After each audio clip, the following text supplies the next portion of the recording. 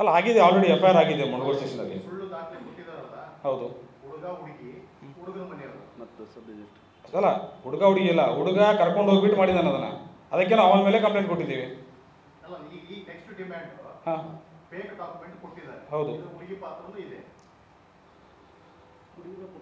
ಹುಡುಗಿ ಬಗ್ಗೆ ನಾವೇನು ಕೊಟ್ಟಿಲ್ಲ. ಅಲ್ಲಿ ಹುಡುಗಿದೆಲ್ಲ ಬ್ರೈನ್ ವಾಶ್ ಮಾಡಿ ಕರ್ಕೊಂಡು ಹೋಗಿದ್ದಾನೆ ಅಂತ ಹುಡುಗಿಯರು ತಾಯಿಯವರು ಸ್ಟೇಟ್ಮೆಂಟ್ ಕೊಟ್ಟಿದ್ದಾರೆ. ಮತ್ತು ಮೊದಲು ಹೆಂಗಿದ್ಲು ಹುಡುಗಿ ಸುಯಿಗೆಲ್ಲ ಬದಲಾವಣೆ ಆಗಿದ್ದಾಳೆ ಅಂತಲೂ ಅವ್ರ ತಾಯಿಯವರು ಕೂಡ ಹೇಳಿದ್ದಾರೆ. ಅಲ್ಲ ಇದೆಲ್ಲ ನಮ್ಗೆ ಲವ್ ಜಿಯಾದಲ್ಲಿ ಏನು ನಡೆಯುತ್ತೆ ಏನಿಲ್ಲ ಅನ್ನೋದು ನಾವು ಇದನ್ನು ಒಂದೇದೇನು ನೋಡ್ತಾ ಇಲ್ಲ. ಸಾವಿರಾರು ಕೇಸ್ಗಳನ್ನು ನಾವು ನೋಡಿದ್ದೀವಿ. ವಾಪಸ್ ಅವ್ರು ಮದುವೆ ಆಗಿ ಹೋದ್ಮೇಲೆ ಬಂದಮೇಲೆ ಏನೇನೆಲ್ಲ ಮಾಡಿರ್ತಾರೆ ಅದು ಎಲ್ಲ ನಮ್ಗೆ ಹೇಳಿದ್ದಾರೆ. ಆ ದೃಷ್ಟಿಯಿಂದ ಹುಡುಗಿದೇನು ಇದರಲ್ಲಿ ತಪ್ಪಿಲ್ಲ.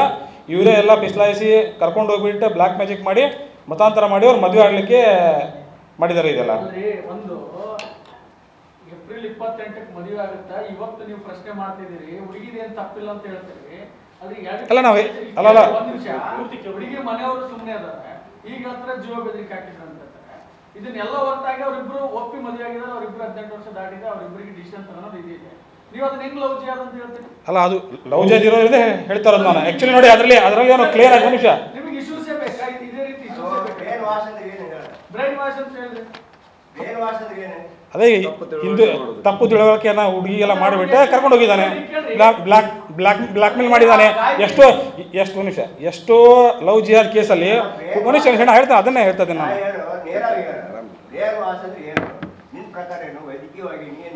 ಅಲ್ಲ ಸರ್ ಅದೇ ಹೇಳ್ತಿದ್ದಲ್ಲ, ಅಲ್ಲ ಬ್ಲ್ಯಾಕ್ ಮ್ಯಾಜಿಕ್ ಮಾಡಿಬಿಟ್ಟು ಬ್ರೈನ್ ವಾಶ್ ಮಾಡಿ ತೊಗೊಂಡು ಹೋಗಿದ್ದಾನೆ ಅವನು. ಬ್ಲ್ಯಾಕ್ ಮೇಲ್ ಎಲ್ಲ ಮಾಡಿರ್ತಾನೆ ಅವನು.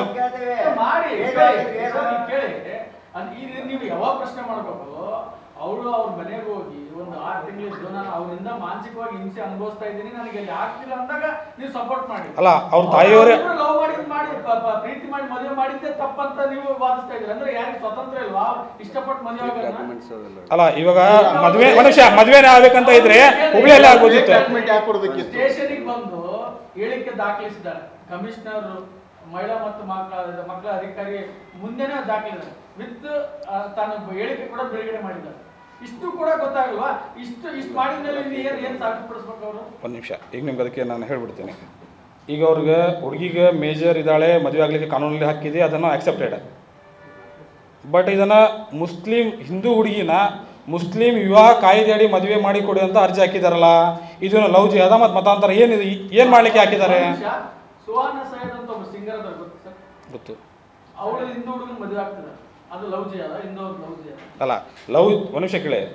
ನಮ್ದು ಯಾರ ಹಿಂದೂ ಹುಡುಗಿಯಾರು ಮುಸ್ಲಿಮ್ಗೆ ಹೋಗ್ಬಿಟ್ಟು ಯಾರೇನಾಗಿದ್ದಾರೆ ಅದರಲ್ಲಿ ಎಷ್ಟೆಷ್ಟೆಲ್ಲ ಪ್ರಕರಣ ದಾಖಲಾಗಿದೆ, ಎಷ್ಟು ಪ್ರಕರಣ ಫ್ರಿಜ್ಜಲ್ಲಿ ಇದ್ದಾರೆ, ಚಾಕು ಹಾಕಿದ್ದಾರೆ, ಅದೆಲ್ಲ ಇಲ್ಲೇ ಪ್ರೀತಿ ಮಾಡ್ತೀನಿ ಅಂತ ಹೇಳ್ಬಿಟ್ಟು ಹುಬ್ಬಳ್ಳಿಯಲ್ಲಿ ಇಲ್ಲೇ ನ್ಯಾಯ ಹಿರೇಮಠದ ಏನೋ ಘಟನೆ ಆಗಿದೆ ಅಂತ ಎಲ್ಲ ನಿಮಗೂ ಎಲ್ಲ ತಮಗೂ ಎಲ್ಲ ಗೊತ್ತಿದೆ ಇದೆ. ಅಲ್ಲ ಆಯ್ತು, ಇವರು ಸೋನಾಕ್ಷಿ ಸಿಂಹ ಗೊತ್ತಾ ಸರ್ ನಿಮ್ಗೆ? ಯಾರು? ಸೋನಾಕ್ಷಿ ಸಿಂಹ. ಹೌದು. ಅವರು ಮುಸ್ಲಿಂ ಮದುವೆ ಆಗಿದೆ, ಅವಾಗ ಯಾಕೆ ನಾವು ಲವ್ ಜಿಹಾದ್ ಅಂತ ಹೇಳಿಲ್ಲ?